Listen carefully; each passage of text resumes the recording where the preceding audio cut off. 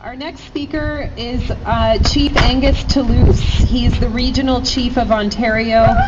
He is Ojibway from the Sagamok Anishinabek First Nation. Regional Chief Toulouse has been elected member of the Assembly of First Nations Executive Committee since June 2005, and we're honored to have him here to speak to us today.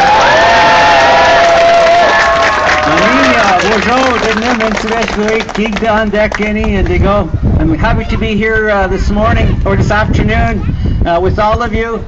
We were watching the news this past week about one of our First Nation communities, and again, this is the Government of Canada that's turned a deaf ear to the community of Attawapiskat, who said very clearly, we've got a situation in our communities that talks about poverty. We need a new school. We need housing for our people.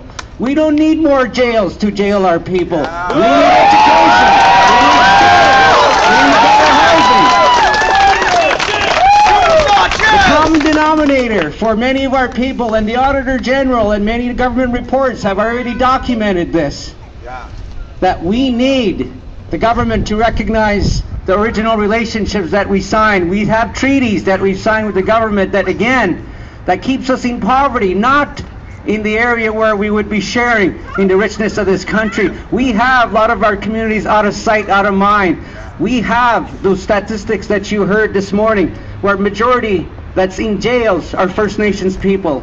It's 10 times more of our people are in jail, and the bottom line is poverty.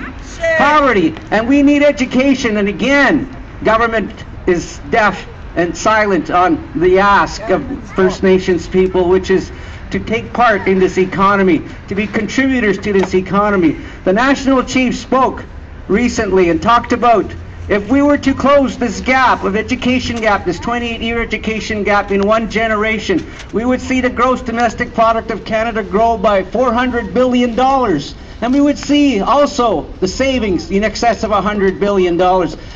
Why is the Canadian government not sitting down with the First Nation leaders to address that very point, which is more schools, better housing? This is what First Nations people have been talking about, not jails.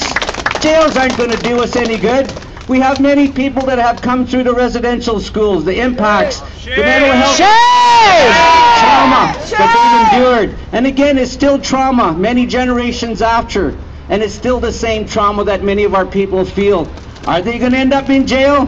Mr. Harper seems to think so. And we need better housing is really what the answer is, and better education. And our youth can participate, not in jails. Jails are not going to help our people, and jails aren't going to help anybody. And who ends up in jails is our marginalized people, the people that are struggling, the people that are in the streets, the people that are just wanting a little bit of assistance, that want a little bit of mental health, that want a little bit of opportunity. These are the people that are ending up in jail. And we can't have the government continue to jail our people when we know it costs so much more to jail anybody than it is to educate them and to help them through their mental health issues. We know why government can't hear those solutions. And again, we need to continue to remind them. I just want to thank each of you for coming out here today, again bringing the attention to the government here and to the Canadians and to the fellow Ontarians here in Ottawa to recognize that this omnibus bill is not going to do anything to protect us here in Canada. It's only going to jail our most vulnerable people, a lot of Aboriginal people, our First Nations people of this country. Again, we've had enough. We've had enough of this jail business. We want the government to do us right. We want this omnibus bill to not go forward. We want to make sure this omnibus bill is not the way forward for the government to create the housing, an expensive housing, which is called jail. No, that's not the answer. We need to stand together, and what I heard today is Canadians for unity. That's what we want.